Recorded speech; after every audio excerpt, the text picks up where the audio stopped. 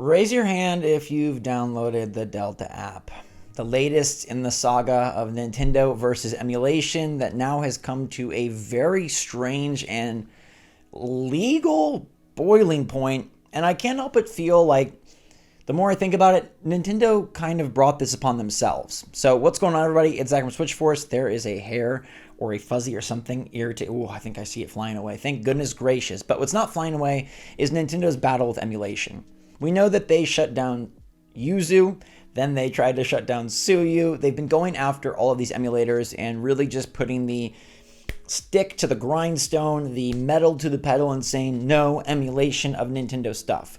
Primarily because they were being used on Switch to emulate upcoming Switch games and allow people to completely circumvent the regular channels to buy a game, which, as you know, I think is very wrong. And even these emulators themselves say, like, they don't condone you going and grabbing Tears of the Kingdom without paying for it. But emulation has a huge role in the video game industry, and especially now, I think, more than ever, as we see services and games vanishing. In fact, Nintendo is responsible for shutting down the Wii U and 3DS online servers recently and ending that era of their own history. But now the Delta app has arrived on iOS after Apple recently changed their emulator policy, allowing a free emulator for Nintendo games. I've got the App Store page pulled up, and it says that it supports NES, SNES, N64, Game Boy Color, Game Boy Advance, Nintendo DS, and many more to come. It supports all sorts of controllers, including Switch Pro controllers, Switch Online controllers, Joy-Con, PS5, Xbox. It's got save states, all sorts of cheats, sync, custom controller skins, 3D and haptic touch, and they're going to be adding and building this out. So I've seen plenty of screenshots and videos of people playing Ocarina of Time and Mario Bros. And Pokemon Emerald, and it's a full-on Nintendo emulator on iOS. Now, emulators are not a new thing. We've obviously had tons of these throughout the eons and eras, and it's just new that it's, like, according to Apple, legal on the iPhone. Now, I'm curious how Nintendo will activate or ignore this, because it seems like something that they would want to really smash down. But what I want to focus on here is Nintendo could really mitigate this, I think, and could really make fans not feel the desire or need to do this if they would work harder on their virtual console / online game service. I know Nintendo has improved quite a bit with the Switch era of making a better online system, of making a really, I think, great value for their Nintendo online plans. Even their expansion pass, I think, is worth it given all the free content they've put on there and the extra systems that are included. And in a lot of ways, I think a subscription service is preferable over picking and choosing individual games to buy for $10 for an N64 and $7 for an SNES, and how they went with the Wii U. But we can't argue that it's been very slow, it's been very drip feed, and it's been very sporadic in how they release these games. And I just was thinking about how Nintendo could have been so much more successful with their online, and I think with their fan base, and I think in their battle against emulation. Now, their battle against emulation, I know, is a dicey subject, because some feel like, yes, Nintendo should be able to protect their IP, Nintendo should not allow things like Tears of the Kingdom to be pirated, and then others feel like, no, like, games should be able to be preserved, and if we already bought the game, we should be allowed to play it in any capacity that we want. I am, for the sake of my channel, staying pretty neutral on all of this, but I do want to say that I think Nintendo, A, has a right to defend when their game is being pirated, and B, I think Nintendo is too aggressive when it comes to preserving games in a more legal way. I also think that their virtual console, their online, could circumvent much of this if they had a more fleshed out catalog. Imagine if all the GBA games were available on Switch Online. Imagine if all the N64 games were available on Switch Online. Where would you rather play these? Let's be honest. Would you rather play them on Delta on your iPhone, or would you rather play them on your Switch? I think 9.9 out of 10 people would rather play them on their Switch. It's already portable, better controllers, easier, all in one spot. You don't have to worry about touch or your phone overheating or wasting battery or notifications or any of that. But we can't, because Nintendo has opted to not go for a full catalog of their nostalgic past. They've instead opted to drip feed and utilize it as sort of a marketing beat.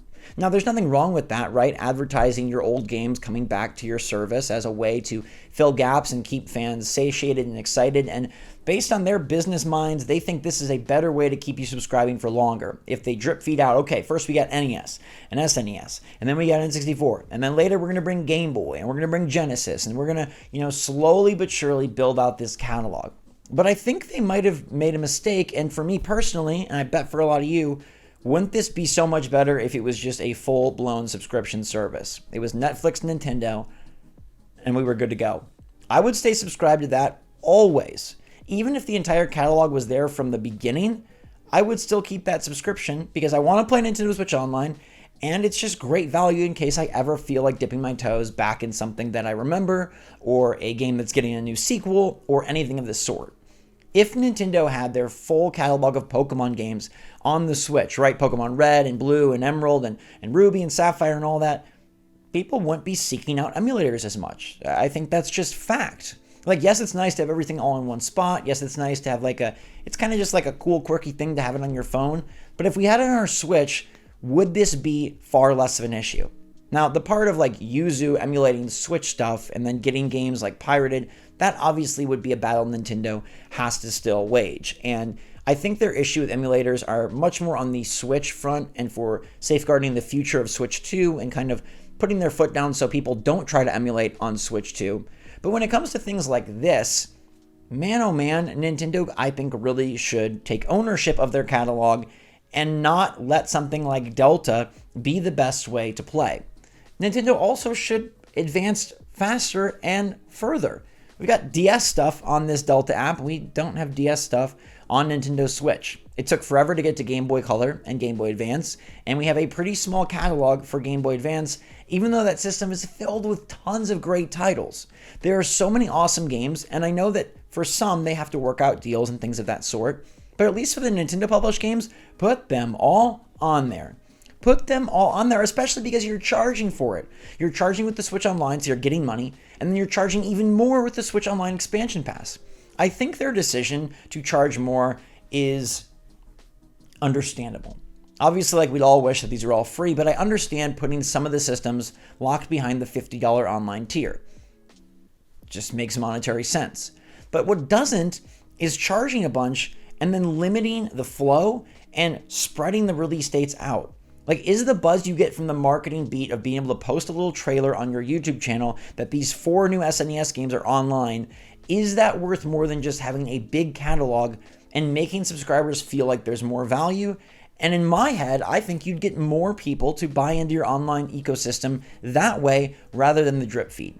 But Nintendo is utilizing it as sort of a stopgap, a fill-in. I think when they don't have a game, we get excited about this, and it's a way to talk about another element of Nintendo and give, maybe most importantly, such big importance to their franchises. They don't want you to just have all the Pokemon games. It's got to be a momentous occasion if they give you one. They don't want you to just have all the Zeldas because maybe they want to port one, or maybe they want to bring one back, or maybe they want to remaster. But all that aside, people would still pay for the remasters. People would still pay to have a Switch cartridge of Paper Mario and the Thousand Year Door, even if GameCube was on Nintendo Switch and the original version was there. It's far nicer looking. It probably plays a bit crispier. They've made some adjustments and improvements and maybe even added additional content. I think Nintendo plays very scared with their nostalgic catalog when instead I think they should play very loose. And they probably will never do this, but I feel like the whole emulation scene would be impacted significantly by Nintendo just saying, you know what? Our catalog is our greatest strength. Our games are what define our systems for almost all of our players.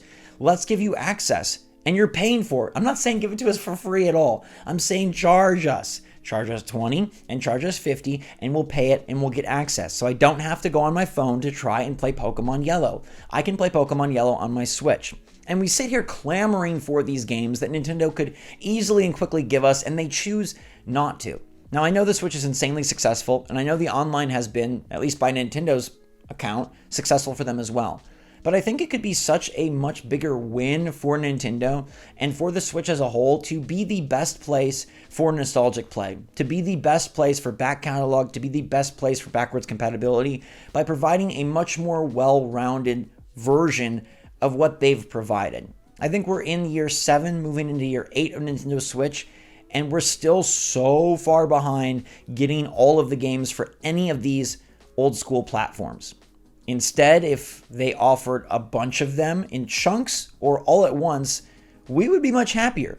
Like, even if Nintendo didn't want to say, hey, here's 500 games on day one, which I think would be totally fine, because Netflix, they release new series, but they don't start with one. Like, they gave you a whole bunch. But even if Nintendo wanted to release them in batches of 100, think about how much more exciting and better that is than batches of 4. We don't have any sort of cadence, any sort of release schedule. Even a game pack a week would be a great marketing note and would still be better than what we have. Why limit their catalog so heavily? I think it's actually working counterproductive to what they plan for it to work as. They think it's a way to keep you engaged and continue to resubscribe. I think it's a way to keep people kind of like curious about Switch Online, not so sure, maybe uncertain, maybe like it's okay if their subscription kind of lapses because they've already played the few games that they were really looking forward to.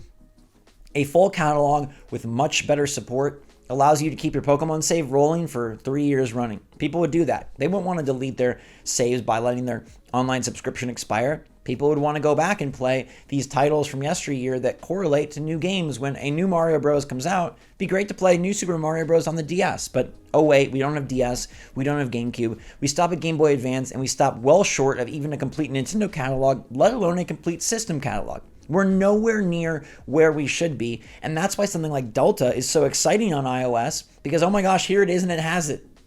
All of it. All of it. Again, I stay very neutral on, this whole thing, and I'm curious what you think and how you feel about Delta, but I just strongly believe now that Nintendo could really change the landscape and change the game on how people view emulation, how people partake in emulation, and how their system is perceived, and what's important about their system and how they view their fan base. I don't think that they're making that much money off of withholding their catalog in comparison to what they could make, even if it wasn't in straight dollars, but in mind share that led to more good feelings, more purchases, more conversation, more multi-Switch households. I know they sold 140 million, so they feel like we did fine, we don't need to do anything else, but I think you have more Switch Online subscribers with a full catalog. Am I wrong? Am I crazy? Let me know if you agree. Would you be more willing to pay $50 for Switch Online if you knew it had the full Nintendo first-party Game Boy Advance, Game Boy, N64 catalog? If they were bringing DS into the fray and GameCube into the fray? Or would you not subscribe because you had it all for a year and then you dip out? People don't cancel subscriptions as often as I think people like to believe they do. And so even just keeping it there, you want the online, so you're going to do it. You also want the access to the catalog. But this is actually what they don't want. You played the few games that you like and you're waiting for more so you don't subscribe. Why did they do it this way? For some reason, it's never hit me in such a stark, bold, crazy moment like it did when I saw the Delta app on iOS. But like, why doesn't Nintendo just give us their catalog? They'd make more money. They'd do better with fans, and they would leverage much more of their IP.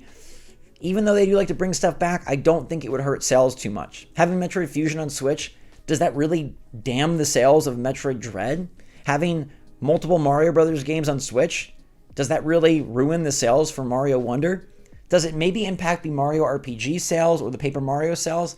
Perhaps a bit, but I think the net gain would be larger than the net loss. Do you agree? Let me know your take in the comments down below and weigh in on this Delta app providing a way better virtual console than Nintendo Switch can, which is crazy and I think slightly stupid. So let me know in the comments down below, everybody. Thanks so much for watching. Until next time, stay safe, stay healthy, stay happy, stay positive out there. Love you lots.